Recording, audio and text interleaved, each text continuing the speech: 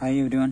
तो देखो हम यहाँ देखेंगे अब इलेक्ट्रॉनिक कॉन्फ़िगरेशन, ठीक है ना, इलेक्ट्रॉनिक विन्यास, ठीक है ना। तो आप 11th 12th या नीट या जेईई की तैयारी कर रहे हो तो आपको ये बेसिक आना चाहिए अच्छे से, ठीक है ना। या फिर आप जनरल साइंस स्टूडेंट हो, है ना, जो कोई भी एग्जाम होता है उसमें जनरल साइंस जो पूछते हैं ना, तो आपको जो इलेक्ट्रॉनिक कॉन्फ़िगरेशन है वे बिल्कुल बेसिक चीज़ें अच्छे से आनी चाहिए।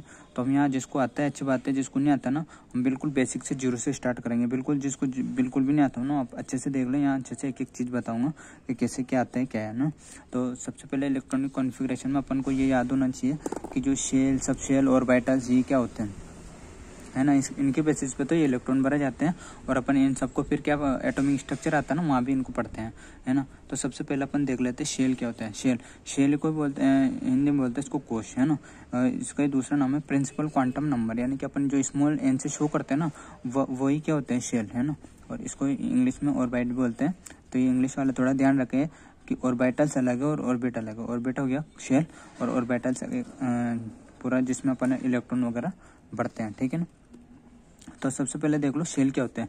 जो अपन देखते हैं ना KLMN, वो जो फिर एक कक्षा होती है जिसमें अपन इलेक्ट्रॉन घूमते हैं, ठीक है ना, वो होते हैं। तो ये शेल जो अपन KLMN या फिर जो अपन नंबर देते हैं ना 1 2 3 4, ये सब क्या है, शेल है। ये शेल ये नाम है और इनको अपन स्मॉल एन से शो करते हैं, ठीक है ना। तो याद रखना कि शेल जो KLMN या फिर 1 2 3 4 अपन जो नंबर देते हैं या फिर स्मॉल एन से अपन जो शो करते हैं नॉर्मल, उसको बोलते हैं शेल, ठीक है ना। इसी को बोलते हैं प्रिंसिपल क्वांटम नंबर, ठीक है ना, स्मॉल एन। अब इसमें क्या होता है, सब शेल में कौन कौन से होते हैं, ASPDF। जब अपन लिखेंगे ना तो उसमें जो ASPDF आएगा तो वो होता है ASPDF क्या होते हैं, सब शेल में फिर क्या होते हैं, ऑर्बिटल्स, ठीक है ना। अब ऑर्बिटल्स में भी ऑर्बिटल जो होते हैं, अब ये देखो सब शेल, अब जैसे सब शेल है तो इसमें कितने ऑर्बिटल, 1, P में होंगे 3, D में होंगे 5, F में होंगे 7। अब ये याद रखना कि देखो सबसे पहले क्या होता है, शेल में सब शेल में ऑर्बिटल्स, ठीक है ना। अब ऑर्बिटल्स में याद रखना कितने, S में कितना होता है 1, P में होते हैं 3, D में 5, F में 7। अब ये याद रखना। अब इसमें भी फिर इलेक्ट्रॉन बढ़ते हैं, तो एक जो बॉक्स होता है ना, यानी कि एक ऑर्बिटल्स, ठीक है ना, उसमें मैक्सिमम कितने इलेक्ट्रॉन बढ़ते हैं, एक डिब्बे में 2। तो देखो इसमें कितने जाएंगे मैक्सिमम इलेक्ट्रॉन, 2, P में कितने जाएंगे मैक्सिमम 6, D में कितने मैक्सिमम जाएंगे 10 और F में कितने जाएंगे 14, क्योंकि 7 है तो एक में 2 भर सकते हैं तो मैक्सिमम कितने भर सकते हैं 14, ठीक है ना। इनकी भी एक लिमिट होती है ना, एक डिब्बा होता है उसमें 2 ही इलेक्ट्रॉन बढ़ सकते हैं। तो इसका जस्ट जितने कक्षा होंगे उसके डबल इलेक्ट्रॉन बढ़ सकते हैं मैक्सिमम, ठीक है ना। तो अब याद रखना कि शेल होता है KLM नाम से या फिर 1 2 3 4, उसमें सब शेल होते हैं ASPDF नाम से।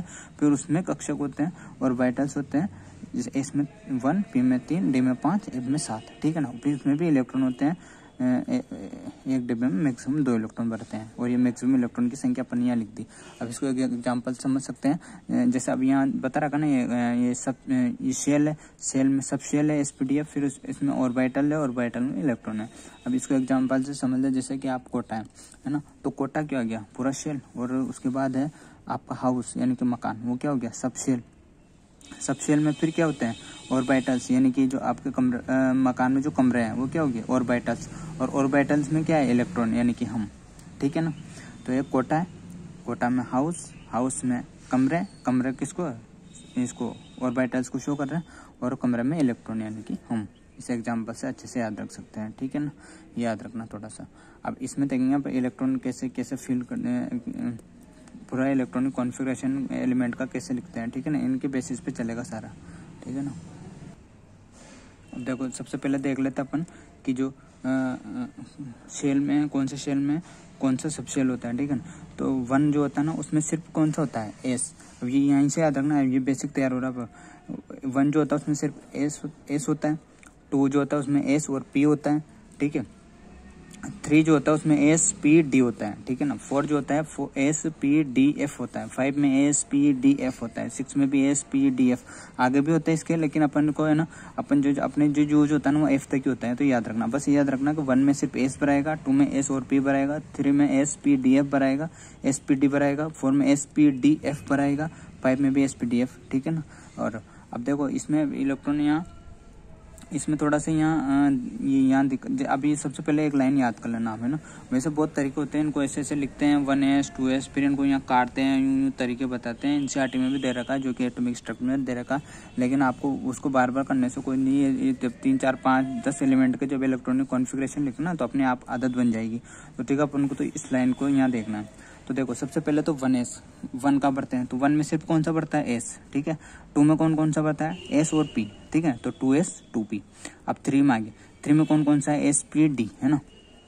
तो s p d को किस पढ़ेंगे, 3s, ठीक है ना। अब 3s के बाद 3p, अब 3p, अब क्योंकि 3 में d भी है ना, लेकिन d का एक है कि जो d बढ़ाएगा ना वो 4s के बाद बढ़ाएगा। तो एक जनरल जो भी जिसका नया है ना, तो एक 2 लाइन से जनरल इन दोनों को डी वाले और एफ लोग को अभी एक लाइन से याद कर लेते हैं। ऐसे भी इसमें रीजन बताऊंगा, ऐसे नहीं याद कैसे आता है, लेकिन अभी जो स्टार्टिंग अगर याद कर सकते हो कि डी वाला अपने से एक नंबर ज़्यादा वाले के साथ जाएगा, यानी कि डी वाला जो होगा ना, यानी कि 3D वो हो जाएगा 4 के साथ, यानी कि 4s 4p के साथ, है ना। ऐसे ही ये बोल रहा है एफ वाला अपने से 2 नंबर ज़्यादा वाले के साथ जाएगा, यानी कि जो एफ वाला है ना, जैसे 4 में एफ भी आएगा, लेकिन ये 4 के साथ नहीं बढ़ाएगा, ना 5 के साथ बढ़ाएगा, एफ वाला अपने से 2 नंबर ज़्यादा, यानी कि 6 के साथ बढ़ाएगा। अब ये लाइन्स कहीं नहीं लिखी है, वो तो अपनी भाषा में भाई याद रह जाए, स्टार्टिंग में पता नहीं लग रहा है किससे क्या हो रहा है, इसलिए मैंने 2 लाइन बोला है कि अगर स्टार्टिंग में हो तो कैसे याद रखोगे कि डी वाला अपने से 1 नंबर ज़्यादा वाले के साथ जाएगा, एफ वाला अपने से 2 नंबर ज़्यादा वाले के साथ जाएगा, ठीक है ना। ये कोई कॉन्सेप्ट नहीं है, कहीं लिखा नहीं है, अपन को याद करने के लिए लिखा है। अब इसका रीजन मैं यहाँ बताऊंगा कि कैसे क्यों होता है। तो यहाँ अपन जो एटॉमिक स्ट्रक्चर पढ़ते हैं ना, तो वहाँ n+l रूल आता है। इन्हीं रूल्स के आधार पे क्या है, इनके एनर्जी के इंक्रीज ऑर्डर में इनको क्या करते हैं, इलेक्ट्रॉन को भरते हैं अपन, ठीक है ना। तो वहाँ n+1 रूल होता है। तो n+l रूल क्या होता है कि जिसका n+l कम होता है ना, n+l कम होता है ना, उसमें इलेक्ट्रॉन बढ़ता है, ठीक है ना। तो अब देखो यहाँ क्या होता है, अब ये एन और एल क्या है, एन तो देखो ये जो आगे लिखते हैं ना, ये मैंने बताया था 1 2 3 4 नंबर, ये क्या है, ये एन ही है, ठीक है ना। अब एल में बता देता हूँ, एल क्या होते हैं, एल द्विगुणित क्वांटम संख्या होती है, जिसमें एल की अभी सिर्फ इनकी वैल्यू याद करनी पड़ेगी आपको कि एल की जो वैल्यू होती है, एस के लिए होती है 0, पी के लिए होती है 1, डी के लिए होती है 2, एफ के लिए होती है 3। अब ये वैल्यू आपको याद होनी चाहिए। एक और बार बोल देते हैं आपको, फिर आप 1 2 बार याद कर लेंगे। एस में होता है 0, पी का 1, डी का 2, एफ का 3, ठीक है ना। अब n+l रूल देखेंगे ना अपन, है ना। तो सबसे पहले तो ये लाइन कर लो आप, है ना, 1s 2s 2p 3s 3p 4s 3d। इसके हिसाब से फिर इसका रीजन देख लेंगे, 3d 4p, है ना, 4 का आ गया। अब इसका d 5 के साथ आएगा, तो 4s 4d 5p। अभी जो इसका 4 का जो f है ना, वो कहाँ आएगा, 6 के साथ, 6x 4f 5d, 5 का यहाँ d आया और 6p। पहले तो ये लाइन अच्छे से याद कर लो, मतलब 3 4 बार लिखोगे ना अभी तो आराम से हो जाएगी। 1s 2s 2p 3s 3p 4s 3d 4s 3d 4p 5s 4d 5p 6x 4f 5d 6p। जिसको नहीं है वह ये 2 लाइन से कर सकते हैं, ठीक है ना। पर अब यहाँ कैसा आता है कि यार ये जो 4 के बाद 3d क्यों आ रहा है, तो देखो वही n+l रूल, ठीक है। तो अपन जब n+l रूल निकालेंगे ना, तो देखो इसका n कितना हो गया, मैंने यहाँ लिख भी रखा है, ये इसका n कितना हो गया, जो आगे वाला होता है वो n होता है n, और इसके लिए s के लिए l की वैल्यू कितनी है 0, तो n+l कितना है 4। अब d के लिए देख लेते हैं, d के लिए देख लो क्या है, n की वैल्यू कितनी है 3 और d की वैल्यू कितनी है 2, तो टोटल कितना है 5। तो जिसका n+l कम होगा ना, इलेक्ट्रॉन पहले उसमें जाएगा। तो इलेक्ट्रॉन किस में जाएगा, पहले 4s में, उसके बाद ही 3d में आएगा, ठीक है ना। अब आपके पास एक और डाउट आ सकता है कि अब जिसका n+l मान लो बराबर आ गया, तो फिर क्या करें। तो जिसका n+l बराबर आ गया, है ना, तो जिसमें n की वैल्यू कम होगी उसमें इलेक्ट्रॉन पहले बढ़ता है, याद रखना। n+l जिसका बराबर आ गया, n+l जिसमें इक्वल आ गया, इक्वल तो n की वैल्यू जिसमें कम होगी उसमें जाएगा, ठीक है ना। अब इन दोनों में देखो, अब यहाँ देखोगे इसका n+l, इसका भी 5, n+l दोनों का क्या है 5 है, लेकिन n की वैल्यू किसकी कम है 3 की, तो पहले इलेक्ट्रॉन का जरा 3d में। तो ये याद रख, ये लाइन तो मतलब बिल्कुल ये नॉर्मल यहाँ तक यूज होता है वैसे, पर जो ए ब्लॉक वगैरह आते हैं ना तो यहाँ तक पहुँच जाते हैं। लेकिन अभी जो नॉर्मली जो कोऑर्डिनेशन कंपाउंड पढ़ेंगे यहाँ भी जो नॉर्मल पूछते हैं वो यहाँ तक तो बिल्कुल अच्छे से होना चाहिए। 4p है ना, जैसे 1s 2s 2p 3s 3p 4s 4s के बाद 3d 4p। इनका रीजनिंग के बता दिया मैंने क्यों आता है। n+l रूल के आधार पर इनके एनर्जी के इंक्रीज ऑर्डर में इनको इलेक्ट्रॉन को भरा जाता है, ठीक है ना। अब ये मैं इसमें एन की वैल्यू जिसमें कम हो ये बता दिया मैंने, ठीक है ना। अब इसमें अपन देख लेते हैं कैसे इलेक्ट्रॉन फिर बढ़ते, इसमें ना इलेक्ट्रॉन कॉन्फ़िगरेशन कैसे लिखते हैं, एक एलिमेंट का बता देते हैं। अब देखो सबसे पहले यहाँ लाइन लिख लो 1s 2s। अभी स्टार्टिंग में लिखना होता है, फिर तो अपने दिमाग में जम जाती है। हाँ ऐसे से आता है 1s 2s 2p 3s 3p 4s 3d 4p 5s 4d 5p, ठीक है ना। अब यहाँ एक एक एलिमेंट का अपन स्टार्ट करते हैं कैसे क्या आता है। जैसे हाइड्रोजन के लिए क्या होता है 1, एटॉमिक नंबर कितना होता है हाइड्रोजन का 1। तो देखो सिर्फ एक ही इलेक्ट्रॉन आएगा तो 1s1, ठीक है। हीलियम का एटॉमिक नंबर 2 होता है तो 1s2। जितना एटॉमिक नंबर उतने इलेक्ट्रॉन बनाता है, ठीक है ना। लिथियम का कितना होता है 3। तो देखो 1s2, पहले s वाले 2 वाले कंप्लीट फिर आगे बढ़े तो इसके s के पूरे कंप्लीट हो गए 2। अब s में तो सिर्फ 1 में सिर्फ s ही बढ़ता है ना, अब आगे जाएंगे 2 तो 2s1 3 अपन तो टोटल 3 बने। इसके बाद बेरिलियम आता है 1s2 2s2, ठीक है। इसके बाद बोरोन आता है। मैं इसलिए बोरोन लिया क्योंकि यहाँ अपन 2 ही बढ़ सकता है, आगे और बढ़ा। जैसे 1 में तो सिर्फ s होता है 1 बढ़ दिया, 2 में s और p होता है तो पहले इसके 2 बढ़ते हैं इसके फिर b में जाए तो 2s2 2p1 गिन लो 2 2 4 1 5 इलेक्ट्रॉन हो गए टोटल। ऐसे ही देखो यहाँ सोचते जाओ। कार्बन का 1s2 2s2 2p2 है ना। अब डॉट डॉट यहाँ आते जाए। फ्लोरीन का कितना आते हैं 9 तो 1s2 2s2 2p5। अब देखो नियोन का देखेंगे ना। नियोन में जैसे कि नियोन का कितना होता है 10 तो 1s2 2s2 2p6 है ना। अब ये याद रखना पी में मैक्सिमम कितने इलेक्ट्रॉन बढ़ते हैं 6 है ना। अब इसके बाद सोडियम का क्या मान 11 तो 1s2 इसके बढ़ेंगे पहले फिर 2s2 2p6। अब यहाँ मैक्सिमम कितने पर अच्छे है तो अब कहाँ बढ़ेंगे आगे 3 में, क्योंकि 2 में कौन कौन सा होता है सिर्फ s और p होता है। अब 3 में बढ़ जाएंगे 3s1। ऐसे नीचे जाते जाएंगे इसमें 15। फॉस्फोरस का कितना होता है 15 तो 1s2 2s2 2p6 यहाँ तक 10 होते हैं। 3s2 अब ये देखो 2 का खत्म हो गया। 3 में कौन कौन सा होता है sp_d होता है, लेकिन d कहाँ आता है अपने से एक नंबर वाला ज्यादा के साथ यानी 4 के साथ। पर यहाँ अपन पहले 3 के बढ़ देंगे तो 3s2 3p3 15 हो गए।